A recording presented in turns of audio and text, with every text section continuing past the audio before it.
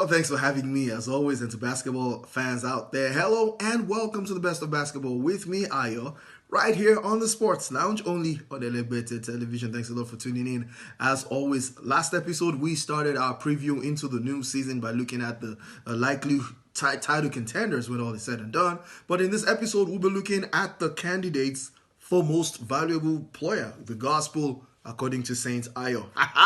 Let's go right into it. Number one has to be Giannis Antetokounmpo. Think about this. Look, last season, he led the Milwaukee Bucks to the best record in the league. He averaged 27, 12, and 5. And he did that without having a reliable jump shot. But check this out. In the offseason, Giannis has been working on his shooting. And he's been shooting the 3-point shot very well. And check this out. If Giannis can average between 38 and 40% from downtown this season, then all our fears would have come true. And what is that fear?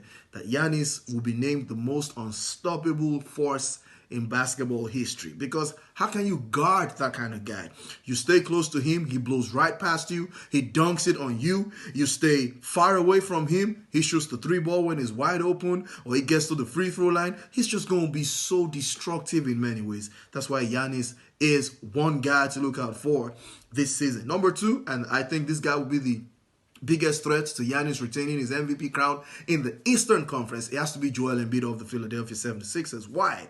Last season, Joel Embiid averaged about 27 points, 13 rebounds, and 2 blocks for the 76ers, and he played 64 games for them. Remember, he has an injury history. The first season in his career, he played only 31 games. Second season, moved up to 63. And just last season, his third season, he played 64 games. And that shows an upward trend in his health. More importantly, he averaged 33.7 minutes per game. And so if Joel Embiid stays healthy this year, then you can be sure that we will see those kind of numbers or even better numbers from the man from Cameroon. Why is that? They just added Al Horford, the veteran from the Celtics. Al Horford is a complete basketball player. He can pass the ball. He can shoot the ball from inside and outside. He can defend the basketball very well. And with him on the floor, he offers more floor spacing to Joel Embiid. Another reason why I feel Joel Embiid is going to be even deadlier this season is the fact that Jimmy Butler, who was actually the closer in close games for the 76ers last year, has moved on to the Miami Heat. And so that means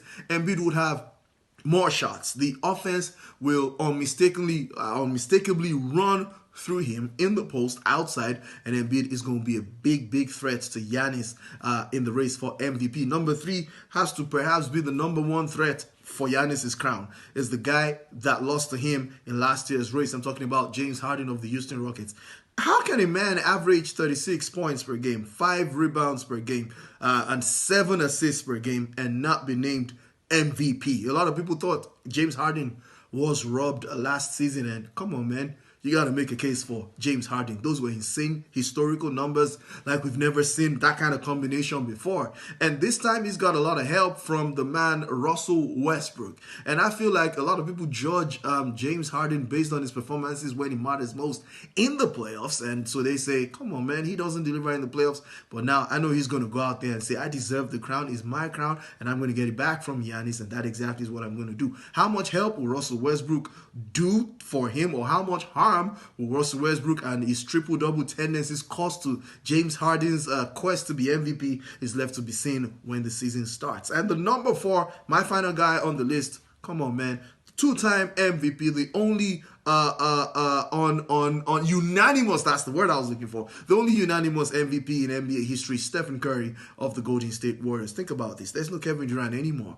Klay Thompson, the Splash brother, number 2, is out injured for most of the season, may not make it back until the end of the season. And so that means Stephen Curry is going to be the first scoring option. He's going to be the second scoring option. And then new boy D'Angelo Russell will be the third scoring option. Stephen Curry, even playing a second fiddle to Kevin Durant, casually under the radar without being noticed, averaged 27 points, 5 rebounds, and 6 assists for the Warriors last season. Now, those are insane MVP type numbers, but check this out. He's going to shoot the ball a lot more. I mean, in the recent preseason game against the Minnesota Timberwolves, he dropped 40 points. 40 points in only 25 minutes. That's a sneak peek to the kind of Steph Curry we're going to see this season. And so I'm thinking that if Steph Curry, if the Warriors finish, between the 3rd and the 6th overall overall seed in the Western Conference, and Stephen Curry averages over 30 points, he could be named the MVP. What you guys think about my comments? What do you guys think? Do you think I've missed out on any player? Drop in the comments below and let's know exactly what you think. So I'll be handing you back to the legends in the studio to continue the ride